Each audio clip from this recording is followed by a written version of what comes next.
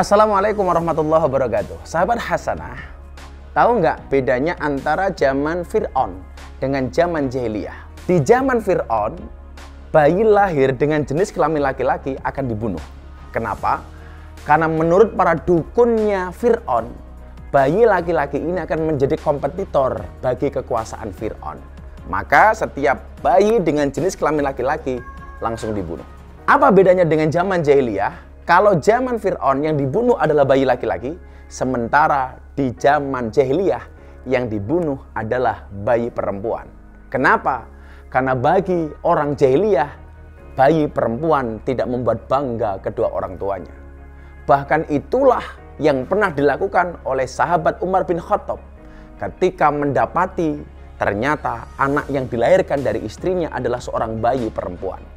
Umar bin Khattab menggali lubang, kemudian sang anak diambil, dikubur dalam keadaan hidup-hidup. Sahabat Hasan rahimakumullah, Islam mengajarkan bahwa tidak ada bedanya antara bayi laki-laki dan bayi perempuan. Semuanya mempunyai derajat yang luar biasa di hadapan Allah Subhanahu wa Ta'ala.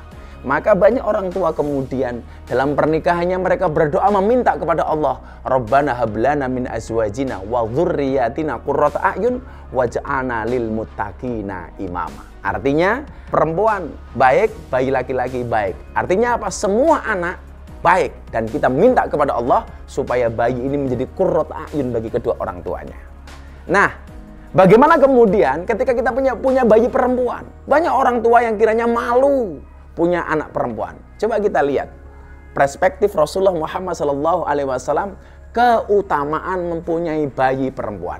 Yang pertama, bahwa anak perempuan adalah jalan menuju surganya Allah Subhanahu wa Ta'ala. Dari Abdullah bin Abbas, Rasulullah Muhammad SAW mengatakan, ketika seorang memiliki anak perempuan, kemudian dia memeliharanya, menghidupinya, tidak membunuhnya, tidak menguburkannya hidup-hidup, tidak menghinanya, dan tidak melebihkan dibandingkan anak laki-lakinya, maka Allah akan memasukkannya ke dalam surga.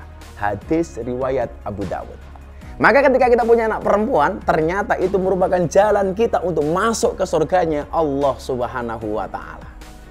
Yang kedua, ketika kita punya anak perempuan, ternyata itu merupakan jalan bagi kita untuk dekat dengan Rasulullah Muhammad SAW. Rasulullah Muhammad SAW bersabda, siapapun yang menafkahi dua anak perempuannya sampai dia baligh, sampai dia dewasa, maka dia dengan aku akan seperti dua jari ini dalam surga. Rasulullah menggabungkan kedua jarinya.